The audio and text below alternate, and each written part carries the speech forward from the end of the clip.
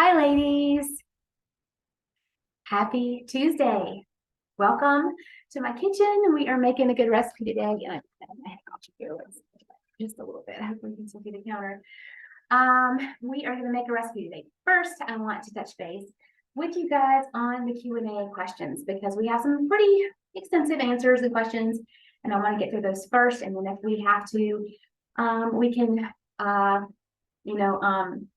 make this recipe, and I can kind of shorten how to make it and give you a little bit of a rundown without having to go through all of it with our time, because the main portion needs to be dedicated to Q&A for you guys. Okay, so we had a question from Cheryl. I'm going to read that question out to you. She says she's having energy issues. Like, I'm exhausted when I get home in the afternoons, usually get home around 5 o'clock because I have to drive. By Wednesday, I'm just too tired to get my meal ready and end up snacking and not getting all the protein I need. Sometimes my husband will cook. I'm doing my Bible study at night. Going to try to read books on Saturdays.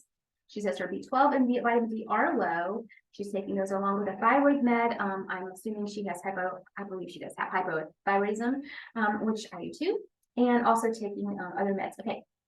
Then she goes to her Saturday and Sunday schedule, which are pretty busy. And she talks about putting in 2 scoops of amino energy in her water each day. And I believe I've looked that up before, but I want to look it up again. I can't recommend things like that to you guys because I'm not a doctor. But I want to look up the ingredients and amino. Well, I don't know if that's what it is. Let's look. Okay. Amino. And I meant to look this up before class. Energy. I think it's electrolyte powders. I'm not really sure. But,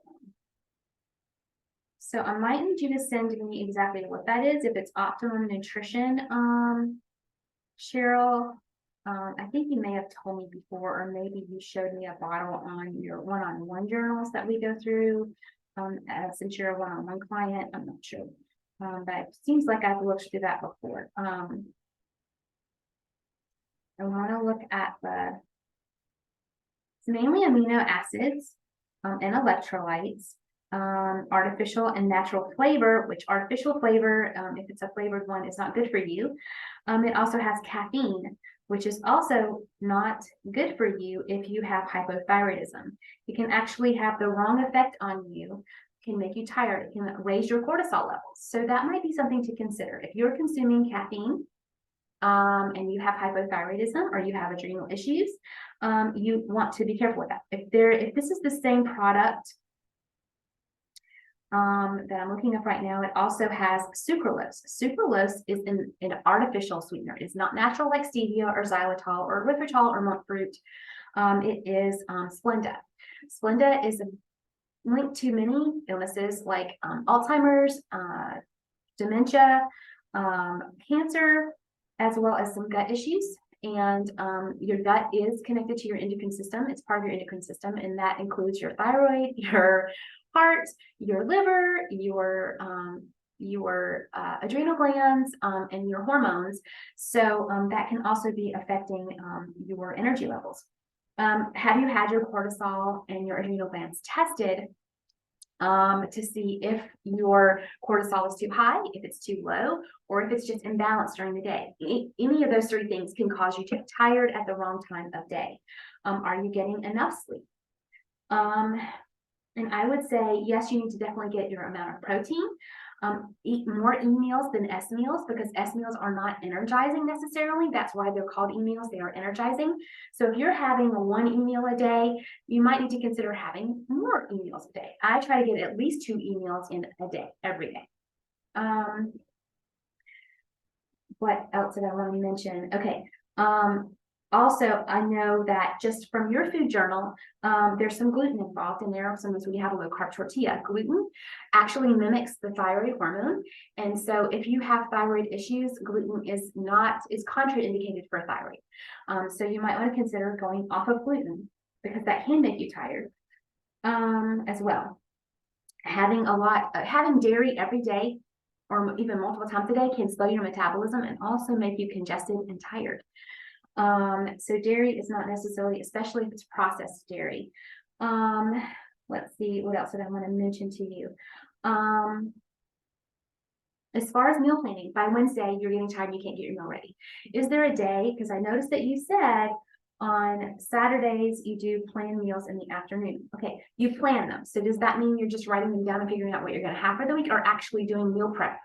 I meal prep one time a week.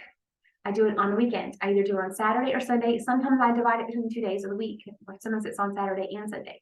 Sometimes I do some on Friday and Saturday, or just on Friday. I grocery shop on Friday, so I want to meal plan and prep. As soon as I get home from the grocery store, I put away the things I don't need for meal plan and prep, and then for the things I need to plan and prep, I leave them out and I go ahead and I get started. But it depends on my Friday afternoon schedule and my coaching schedule. I can't, that's always practical for when I'm working, but I grocery shop Friday morning because I don't go on the weekend, because I will spend my entire Saturday shopping around other people in the busy store. I go in the morning on a Friday because, well, my husband gets paid on Wednesday night. So I either have to go on Thursday or Friday if I want to do it as soon after he gets paid. But also Friday morning tends to be the best day for me because it's the least I work extra Monday through Thursday.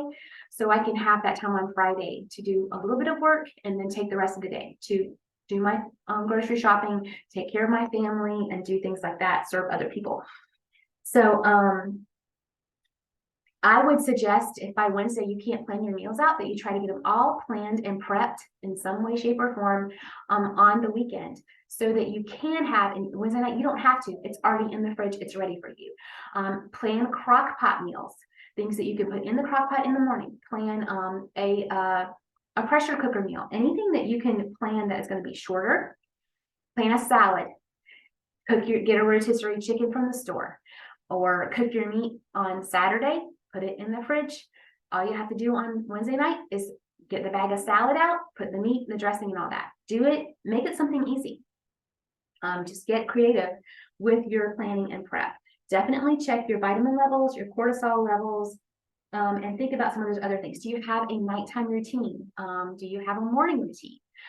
It's important to have a routine so that your circadian rhythm stays in a regular state, so that your body isn't waking up in the middle of the night thinking it's time to get up. Mine was there. It's not there now as much as it used to be. Still sometimes struggle with that. And also, if I don't go to bed on time, and if I don't have like a nighttime routine where I take a magnesium bath at night, I drink some relaxing tea, I read a book, I crochet, I cross stitch, something that can wind me down and take my mind off of all the craziness and the chaos and the worry and other things going on, so that I can slow my mind, slow my heart rate. Deep breathing works really well. I'm not one of those like new age people that does deep breathing in a new age sense, but I will breathe in and out while I'm doing my devotions, while I'm reading Bible. I will breathe in and out scripture to the Lord. I will do it while I'm praying. It's just taking slow, deep breaths. There is an app called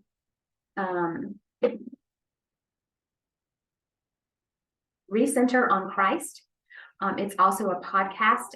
It's also on YouTube.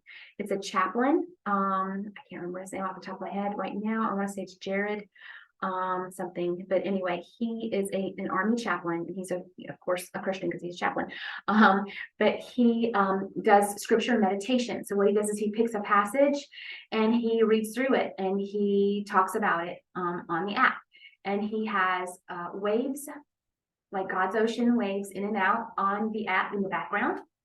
And while he's going through, he also does prayer. He does prompts so that you can pray. He has a quiet moment where you can just pray, but throughout that scripture, throughout that prayer time, there's no emptying your mind. There's no new age of any of that kind. It's always centered on Christ and centered on God's word. And while that is all going on, you're just encouraged to breathe in and out with the rhythm of the waves in the background.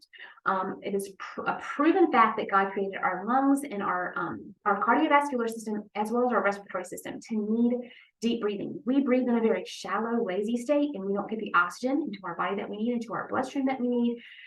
We need that for de-stressing, lowering blood pressure, lowering cortisol, and relaxing.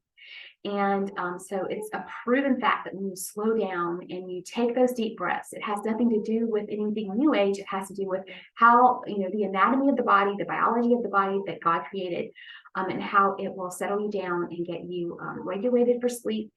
It will de-stress you. It takes care of the spirit, as much as it does the body. So those are some things that can help you. I hope I answered all of your questions on that, Cheryl. Let's see.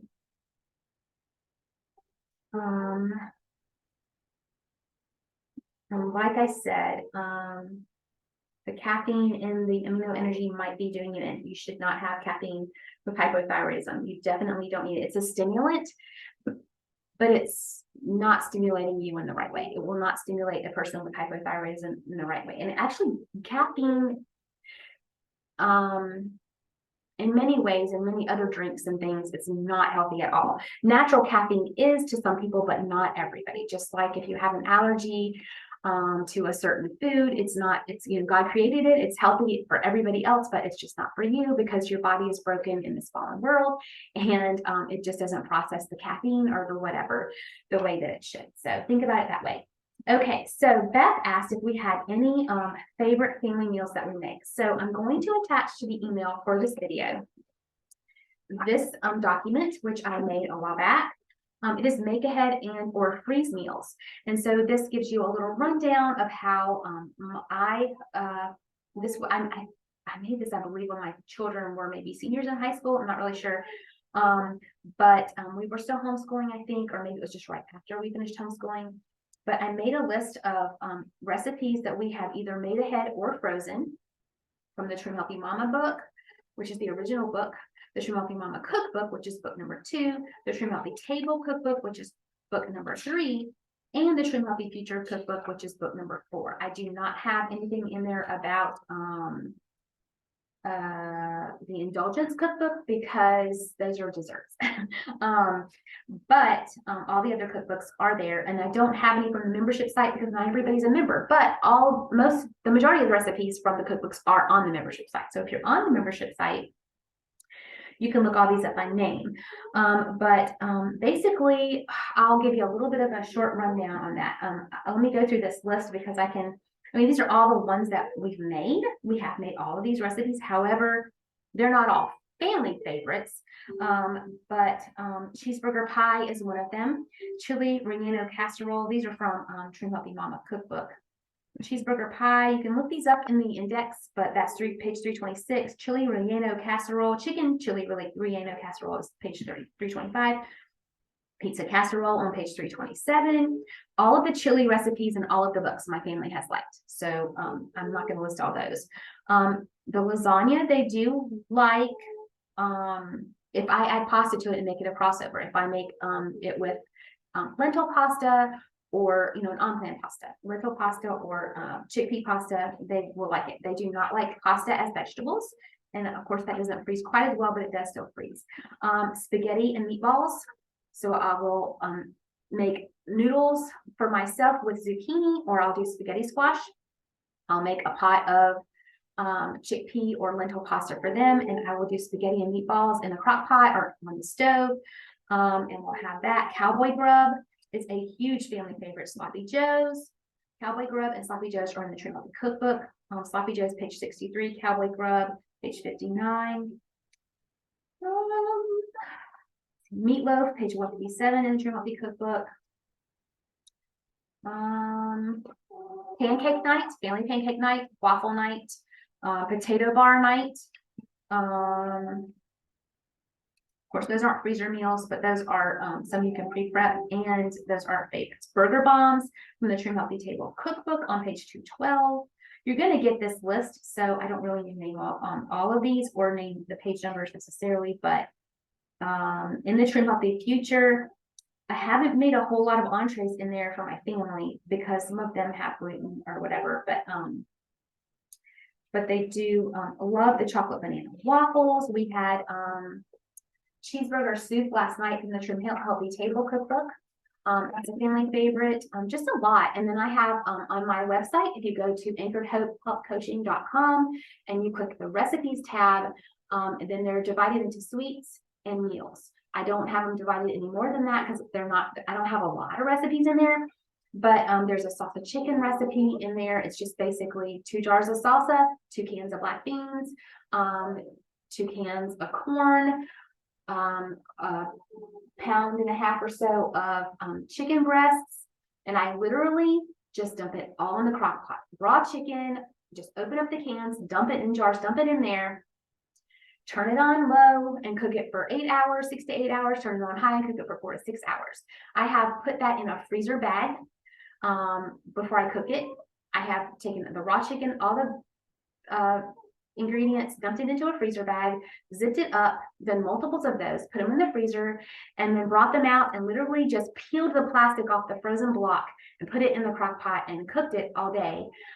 That is a family favorite, and it takes literally 5 minutes to make because you don't have to do any prep. You're just opening jars and cans and opening a pack of chicken and dumping it all in the crock pot. That is one of their favorites. They would ask for that every week.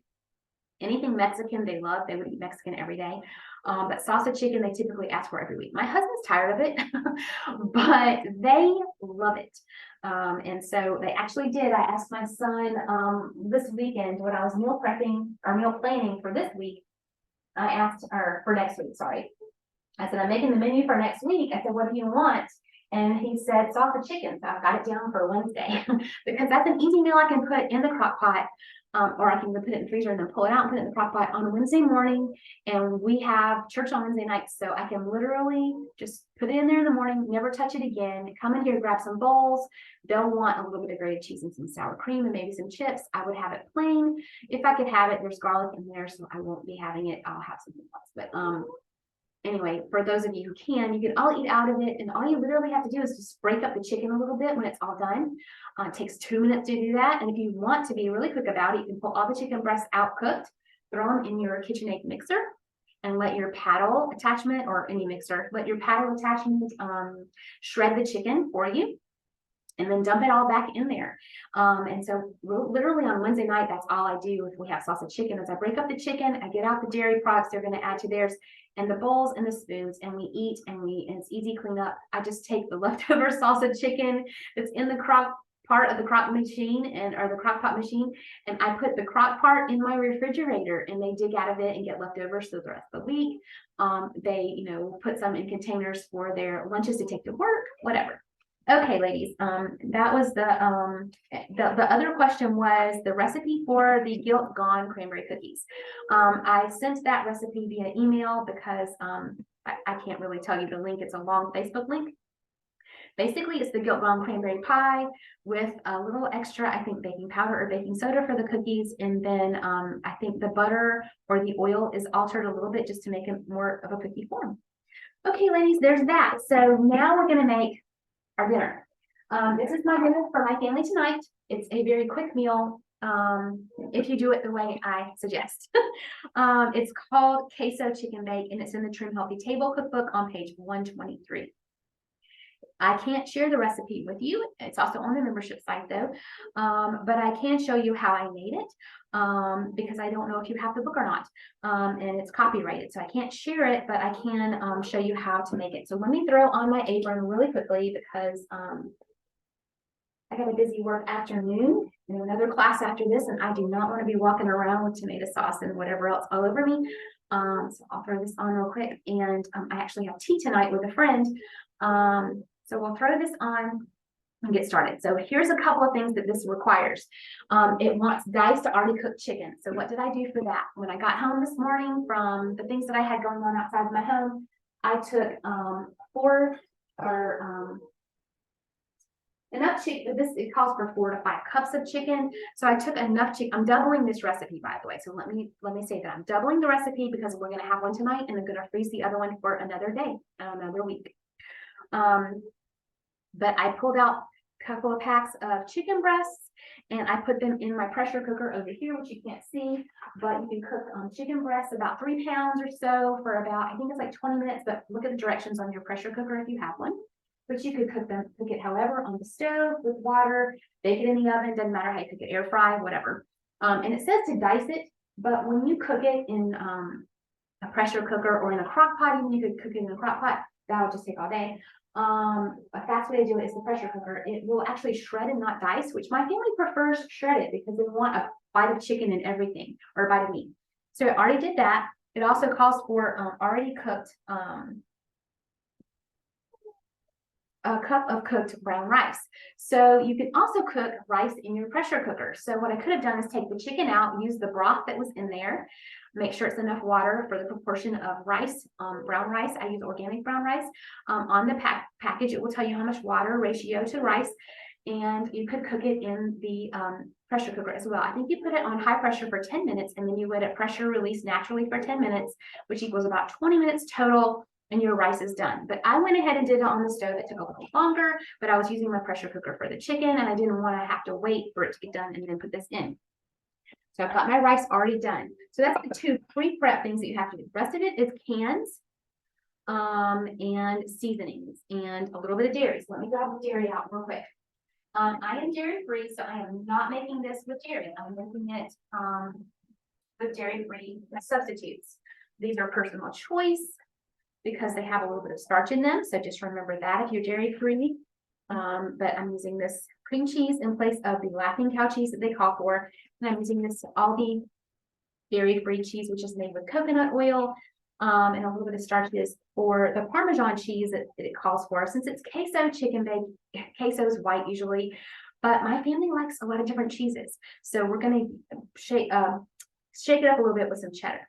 Okay, so let's go ahead because I got 6 minutes and I got another class at 3. So I'm going to try to get this in really quickly. So I'm going to move this. Basically, when your chicken is done and your rice and all that is done and you're ready to put it all together in a casserole dish, you can preheat the oven to 365. Yes, that temperature is correct according to the cookbook. Follow the instructions on the cookbook. The reason that they have it 365, I think, is so that it absorbs some of the moisture. So the first thing they ask you to do is you don't have to prepare your dish even. They just say, put it in a dish. Well, it does say, it does say lightly coated with cooking oil. Let me grab my avocado oil spray. I don't have coconut oil spray, but you can use avocado oil spray, same thing, still on plan. Lightly coat it. And then you can put your amount of chicken that it calls for, which is several cups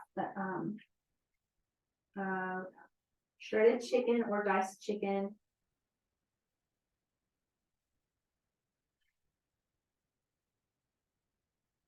And then it calls for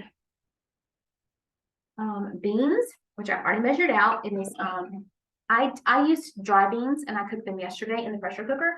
So because they are you can soak them that way. And I don't know if canned beans are soaked, but I like to use ones that I know don't have as many phytates because I have gut allergies and gut issues.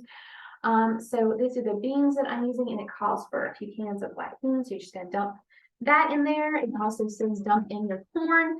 I'm skipping the corn. I'm skipping the corn for 2 reasons. I do not have an allergy to corn, but it does bother my stomach. Also, corn is a sugary, starchy vegetable. And with my thyroid issues, my blood sugar tends to be higher. It's not diabetic or pre-diabetic, but it does tend to be higher because your thyroid affects your glucose and all of that. So I skip the corn. I don't. My family's okay with not having corn, so it doesn't really matter. Since we're skipping the corn, we're moving on to the rice. It calls for a cup of brown rice. Well, there again, there's your starch, right? So I usually use about 1/2 cup of brown rice. And then I will also add, and that's cooked, not raw, not uncooked. And then I also will use some cauliflower rice. That also helps me get extra vegetables in for myself, for boosting metabolism, for fiber, for which there's fiber in the rice too, but also for my family. And honestly, they're not going to know it's in there. My husband does not like vegetables. The only vegetable he says he eats is corn, which is technically not a vegetable, it's a grain, and iceberg lettuce. Sometimes he will eat a little bit of dark lettuce if it's in a salad at a restaurant that he can't avoid. Other than that, those are the only vegetable beans. He will eat legume type of beans, but not any vegetable beans like green beans or anything. So he never knows. I put cauliflower rice in cowboy grub and in this, and he never knows. Actually, I don't think I've made this recipe before, but I've made a different Mexican one with this one with cauliflower rice. Okay, cauliflower rice. Tomatoes. Okay, so it calls for Rotel tomatoes as well as regular petite diced tomatoes. But I'm allergic to garlic, so can't use Rotel unless I get the kind that doesn't have garlic. And I just opted for petite diced. So it calls for 2 cans, which I just get the big can, and that saves a lot. Okay. And then tomatoes in the dish and mix together. Okay. So hopefully this is all going to fit in here. I might have should have chosen the rectangular shaped pan. I just really like this dish because, well, it's prettier, but also I can put a lid on it in the freezer after or I can put a lid on it in the refrigerator. And also, I thought I might need it deeper than just a pan, but maybe the pan would have been better off, but it's okay. Okay, so there's that, and you can mix that and sit it there. Now you put the cream cheese wedges, which I'm gonna put this in my smoothie thing. Okay, so let me show you. For Christmas, my husband got me the Ninja smoothie. Really quickly, because we're running out of time. I have the Ninja IQ blender from a couple of years ago, but my pitcher attachment cracked. And so I just use my smoothie cups usually, and then I'll use the food processing bowl for any other thing I do, and I threw the pitcher away. Didn't want to replace it because by the time I replace it, I can probably just get a new machine. But the machine, actually, I don't think I can even buy a replacement. I couldn't find the same model online. Anyway, but he bought me this. It makes smoothie bowls. It also makes smoothies. It blends it so much better. It's almost like, I've never had a Vitamix, but I have to say it does better than the Ninja pitcher and the Ninja smoothie bowl. I mean, smoothie cups. I don't know if it's the way that they built the machine, but it purees so well. So it calls for 8 ounces of Laughing Cow cheese. And since I'm allergic to dairy, we're not using the Laughing Cow. We're going to use, and I better make sure this is all going to fit in. Yep, it should. Okay. So we're going to scoop all of this cheese out into the smoothie bowl, which you could use the smoothie cup. You could use your blender pitcher. You don't have to use what I'm using. This is what I'm going to do because I want everything to get mixed up really well. Okay. I'm going to run us over just a little bit. My next class doesn't start till 3, so it's going to be all right.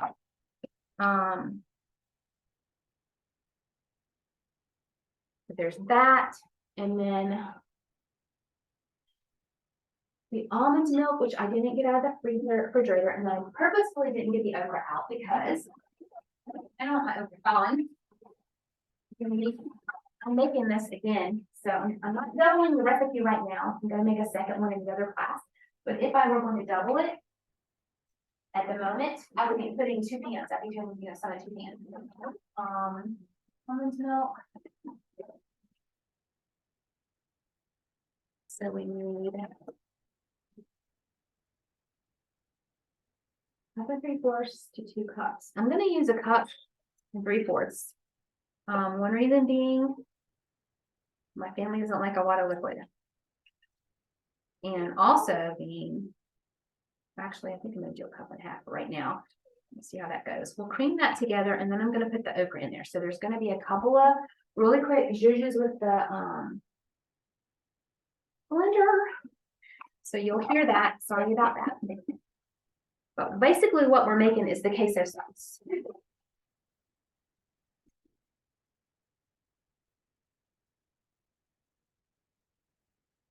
And it has this little spinny thing that helps stir the stuff that gets stuck if it gets stuck. I have to say, with the smoothie bowl part, sometimes that might get stuck, but it doesn't always get stuck. So, and then it calls for okra. Put it in there. Woo! Hopefully that's not going to overflow. Might have should have chosen a bigger thing. Okay, and we also need chili powder. You will learn that sometimes I'm authentic to a fault because, like I said, this is part of our recipe share. I've never made this recipe before, and I'm making it for the first time right now. So you get to see all my flub ups and you get to learn from my mistakes. Okay, chili powder. Calls for chili powder and cumin. for that for now. And my level 2 group that I'm going to do the same recipe in to double for next week or another week is the next class at 3. And they've been around me enough to know, yeah, it's a little bit crazy. A little bit crazy. Okay, not going to happen. So, mental note, don't use your smoothie bowl. Just grab a smoothie cup and transfer it. Don't make the mistake I made and put it in the smoothie bowl. It's just not going to fit. There we go.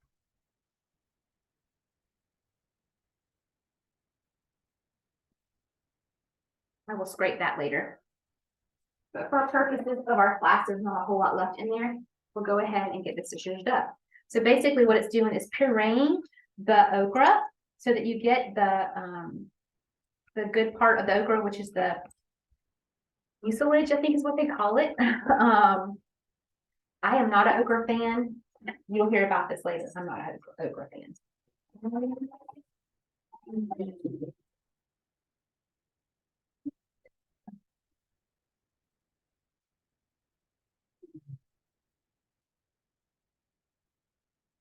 You'll notice it starts to stop spiking. That's to give it time for the frozen stuff. It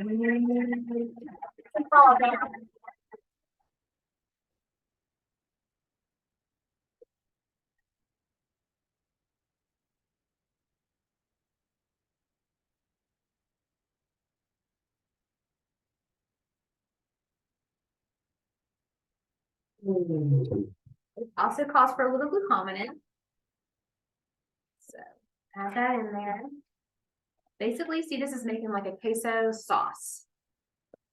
A little glucosamine in there. Okay, 10 minutes, so many minutes class. We got this. Teaspoon of uchi. And once you make this sauce, it's going to be really easy because then all you have to do now that I've done that, I'm going to add that extra bit of milk that I didn't add because it wouldn't fit in the. Oh, I couldn't sink it. Let me add that extra little bit of milk in there now that I have room to have it. Okay, one more time to zhuzh, and then I'm going to show you the very last part of this recipe.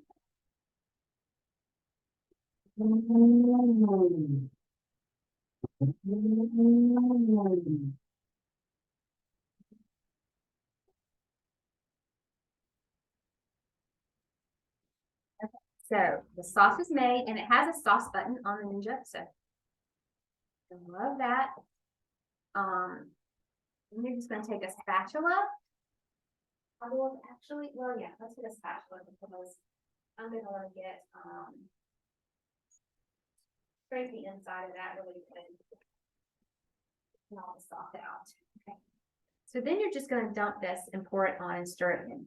Stir it, just stir it all in, get it all incorporated so that every bit of all this Mexican chicken, the beans, the tomatoes, if you're using corn, the rice, the cauliflower rice, all that stuff gets coated in the queso sauce.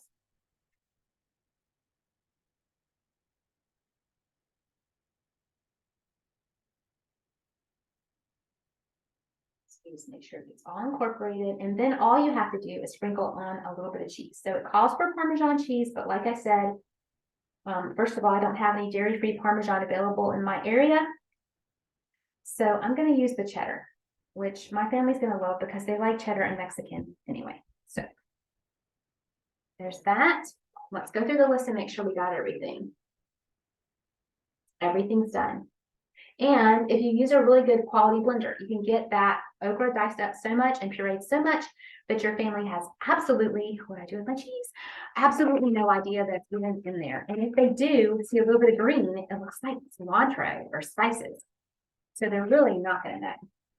Now, you want to keep this in E. So it says 1/4 of a cup. This is an E, by the way, because of the beans and the rice. So 1/4 of a cup of cheese. So you're not going to put much cheese on it. It's just going to be a little sprinkle, enough to get some in every top of every bite. You know, just a little bit of sprinkle on top of everybody's little serving. And that's it. Then you can do multiple things. You can bake this one. You can put some freezer paper or aluminum foil over the top, and I'm looking for my lid. Here we go, and freeze it. So you have 2 of these. You have one for now, and you have one for later, and you're just gonna bake it like it said on 365. Roughly, it takes about 40 minutes to bake. So with the prep time and then the baking, probably about an hour to make this.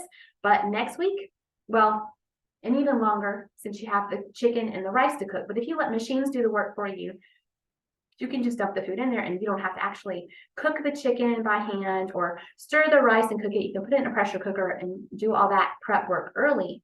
If you do all that on your Saturday, you can throw it all together on the day, or you can put it all together on a Saturday and put it in the refrigerator and just have this Wednesday night or whatever night of the week that you need it. You could take it out of the freezer and put it in the oven. It's going to take longer to cook, of course, so you might want to take it out the day before and thaw it in your fridge. But that is how you make the queso chicken bake. All right, ladies, if you have questions, let me know. I love you guys. I'm sorry that I got to rush, but I've got class in 7 minutes. So I have another class in 7. So I enjoyed our time together. I'm sorry that you weren't able to make it, but watch this recording. I will send it by email. I'll send a link to some of the things that I mentioned. If you're interested in the Ninja, I'll send a link to show you what that is, or where my husband got ours. And then also I will make sure that you have the attachment of the document for the Make Ahead meals. Have a great day. Bye.